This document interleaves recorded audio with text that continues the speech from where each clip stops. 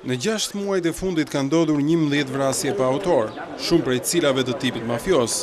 Viktimat kanë qenë biznesmen, punonjës të shtetit dhe persona me precedent penal. Në skenat kriminale nuk mungojnë ngjashmëritë, siç është përdorimi i motorëve dhe i skafandrave nga vrasësit. Më 16 janar, në vendin e njohur si bishti i zhurit në Rogozhin, humbi jetën Astrid Gjepali, një eksponent i njohur i botës së krimit.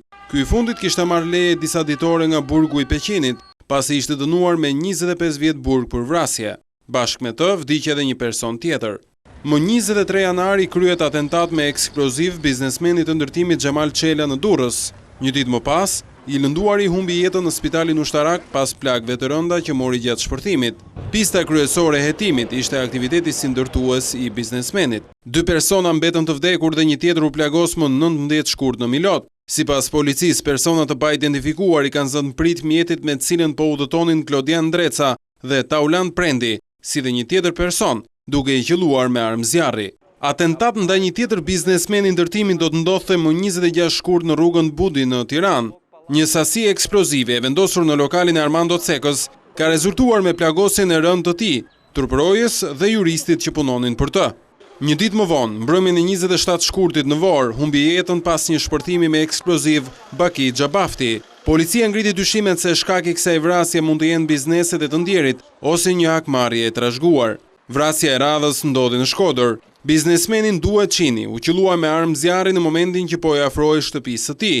Sipas policisë, kjo vrasje është kryer nga vrasës me pagesë. Një dëshmitar tha se vrasësit ishin 2 persona me motociklet. Sulmi i radhës ishte ndaj kryekomunarit të Farkës Fatbardh Plaku në datën 25 mars. Por ndryshe nga atentatet e tjera, këtë rast autorët e krimit përdorën antitank për të goditur shtëpinë e tij. Nga sulmi nuk pati lëndime në njerëz, veç dëmeve materiale.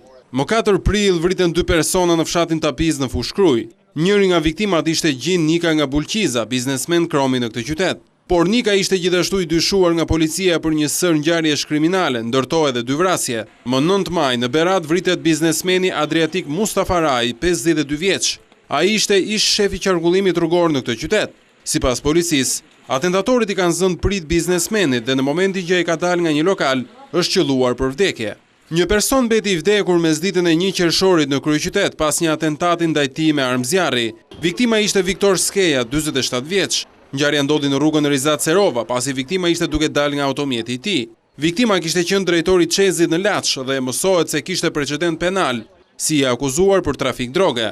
Në 14 qershor në Durrës humbi jetën Kujtim Dyrmishi, 49 vjeç. Ai ishte bashkëpunëtor biznesi me Xhemal Çelën, biznesmenin tjetër të cilit ju bë atentat me eksploziv në janar. Vrasja është kryer nga 2 persona të maskuar, të cilët janë afruar biznesmenit me motor, kur ky i fundit po hipte në makinën e tij. Për të ardhur së fundmi tek vrasja e biznesmenit Artan Santo, i cili u ekzekutua në mënyrë mafioze në zonën e ish-bllokut, 2 persona të maskuar e qelluan bankerin për vdekje, sipas një skenari tashmë të njohur edhe në krime të tjera, duke e ndjekur me motor e duke u fshehur pas skafandrave. Një rast i ngjashëm u shunua po në zonën e ish-bllokut më 24 mars ndaj këshilltarit të gjykatës së lartë, Alban Dokushi, i cili fatmirësisht shpëtoi. Makina e tij u qellua po nga 2 persona që lëviznin me motor.